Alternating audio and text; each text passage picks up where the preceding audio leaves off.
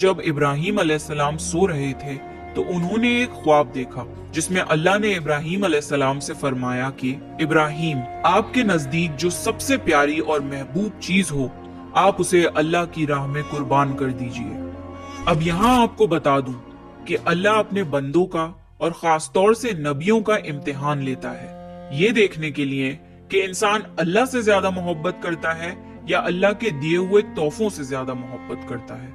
नबी और पैगंबर के ख्वाब सच्चे होते थे। वो जो भी ख्वाब में देखते थे वो अल्लाह का हुक्म होता था।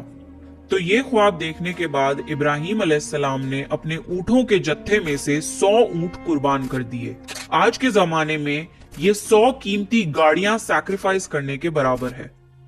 इब्राहिम अलैहिस्सलाम ने सोचा कि जो अल्लाह ने उन्हें हुक्म दिया था वो पूरा हो गया, पर जब रात को वो सोए तो उन्हें फिर से यही ख्वाब आया। इसलिए इब्राहिम अलैहिस्सलाम ने अगले दिन 200 ऊंट अल्लाह की राह में कुर्बान कर दिए। लेकिन अगली रात फिर से उन्हें वही ख्वाब आया जिसमें अल्लाह ने उनसे उनकी सबसे पसंदीदा चीज कुर्बान करने का हुक्म दिया। अब इब्राहिम अलैहिस्सलाम सोच में पड़ गए कि आखिर अल्लाह उनसे किस चीज की कुर्बानी चाहते हैं। फिर उन्होंने सोचा कि इस दुनिया में सबसे अजीज चीज मेरे लिए मेरा बेटा इस्माइल है। आपको बता दूं कि इब्राहिम अलैहिस्सलाम को पूरी जिंदगी दुआएं मांगने के बाद 80 साल की उम्र में औलाद हुई थी और वो थे उनके बेटे इस्माइल, जो उन्हें बहुत ज्यादा अजीज और महबूब थे। अब इब्राहिम अलैहिस्सलाम समझ चुके थे कि दरअसल अल्लाह ताला ने उनसे उनके बेटे की कुर्बानी मांगी है। अल्लाह ये देखना चाहता है कि इब्राहिम अलैहिस्सलाम अपने बेटे से ज्यादा मोहब्बत करते हैं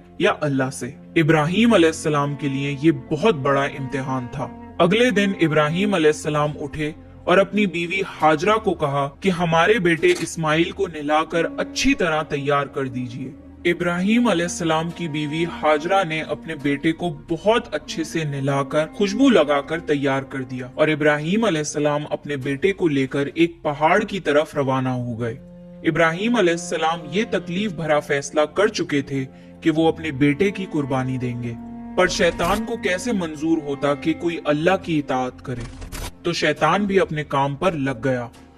वो सीधा इब्राहिम अलैहिस्सलाम की बीवी हजरत हाजरा के पास एक बुजुर्ग की शक्ल में गया और उनसे कहा कि इब्राहिम तुम्हारे बेटे को किसी दावत पे नहीं बल्कि उसे कुर्बान करने के लिए लेके गए हैं।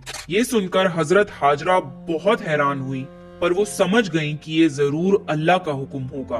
तो उन्होंने शैतान से कहा कि अगर अल्लाह ने इब्राहिम को ऐसा करने का हुक्म दिया है तो ये हमारी खुशकिस्मती है। ये तो मेरा एक बेटा है, अगर मेरे इस्माइल जैसे 1000 बेटे भी होते तो मैं खुशी खुशी उन्हें अल्लाह की राह में कुर्बान कर देती।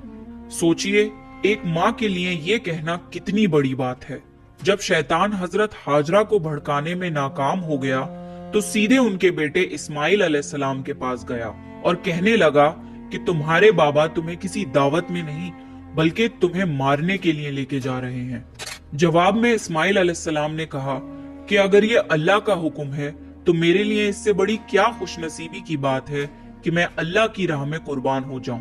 13 साल के बच्चे में इतनी समझ और बहादुरी होना कितनी बड़ी बात है। यहाँ भी जब शैतान नाकामयाब हो गया तो वो इब्राहिम अलैहिस्सलाम को भड़काने की कोशिश करने लगा कि तुम्हें ये बेटा इतनी मन्नतों से मिला है, अगर तुमने इसे कुर्बान कर दिया तो बुढ़ापे में तुम्हारा सहारा कौन बनेगा, और अगर अल्लाह ने ये कुर्बानी भी कबूल नहीं करी तो तुम्हारा कितना बड़ा नुकसान हो जाएगा। ऐसा मत करो। शैतान हर तरह से उन्हें बार बार बहकाने की कोशिश करता रहा और गुस्से में आके इब्राहिम अलैहिस्सलाम ने शैतान को पत्थर मारे। यही वजह है कि जब लोग हज पे जाते हैं तो शैतान को आज भी कंकड़ी मारते हैं और ये हज के अहम अरकानों में से एक है। शैतान के जाने के बाद इब्राहिम अलैहिस्सलाम ने अपने बेटे को सारी बात बताई तो इस्माइल अलैहिस्सलाम ने फरमाया कि बाबा, अगर ये अल्लाह का हुक्म है तो मुझे ये मंजूर है। आप बस मेरे हाथ पैर बांध दिए और अपनी आंखों पे पट्टी भी बांध लिए ताकि आप जब मेरी गर्दन पर छुरी चलाएं तो आपको तकलीफ ना हो और आप ये करने से मुकर न जाएं। बस फिर इब्राहिम अलैहिस्सलाम ने अपने बेटे के हाथ पैर बांध दिए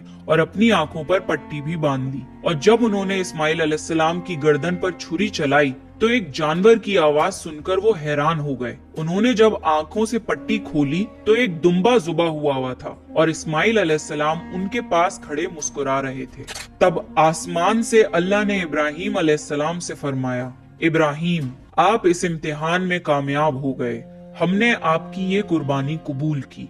आपका ये इम्तिहान कयामत तक याद रखा जाएगा और आपकी इस सुन्नत को ईमान वाले लोग हर साल याद रखेंगे और हर साल अल्लाह की राह में कुर्बानी पेश करेंगे। इब्राहिम अलैहिस्सलाम की इस सुन्नत को अल्लाह ने आने वाली नस्लों के लिए इबरत बनाया और इसीलिए मुसलमान हर साल हज के मौके पर कुर्बानी करते हैं। बकरीद पर जो भी हलाल जानवर कुर्बान होते हैं उनके गोश्त को 3 हिस्सों में बांटा जाता है। पहला हिस्सा गरीबों और मिस्कीनों में बांटा जाता है, दूसरा हिस्सा रिश्तेदारों में दिया जाता है और तीसरा हिस्सा खुद अपने घर में रखा जाता है।